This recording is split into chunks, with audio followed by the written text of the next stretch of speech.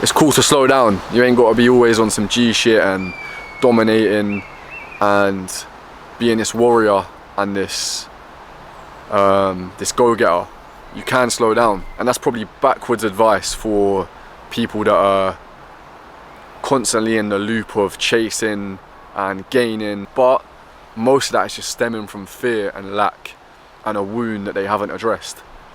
The best way to have real strength and real meaning and to see things in a broader perspective and have an eagle-eye vision and zoom back out and see what's going on in your life is to slow down, rest, tune into your body and just be still.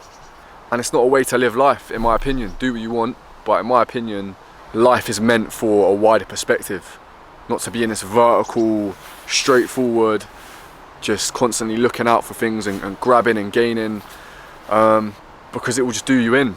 Because I was like it as well, and I got shit done, but I weren't seeing life for what it really was, and I was disconnected from truth, love, and peace, and gratitude, and just being grateful for what I've got. It's not about not wanting more, because our purpose in life is to grow and evolve, but you gotta slow down and tune back into the other side of life. To be fair, I was gonna say energies, which that's that as well, but I'd say life, because life can be go mode. Like for me, when I'm on the ball, I like keeping up with things, rolling, doing this, doing that. I like that energy, but I'm also balancing it with slowing down, meditating, being grateful for how far I've come and the things around me and people around me, listening to my body, tuning in, seeing what's going on, seeing how I'm living life. But then when I'm coming back to the purpose and mission, I'm going for it. But you've got to keep things in balance, and you've got to understand that if you're not questioning your intention of why you want certain things in life and why you're so attracted to a certain way of living, you've got to question where that's coming from. Is that coming from you wanting to look a certain way, because if you look a certain way then people are going to respect you and then you're going to be able to feel like this? Because if that is the case, that ain't coming from your truest essence. That's coming from the ego and a place of fear. And living in fear is the opposite to truth. That's what the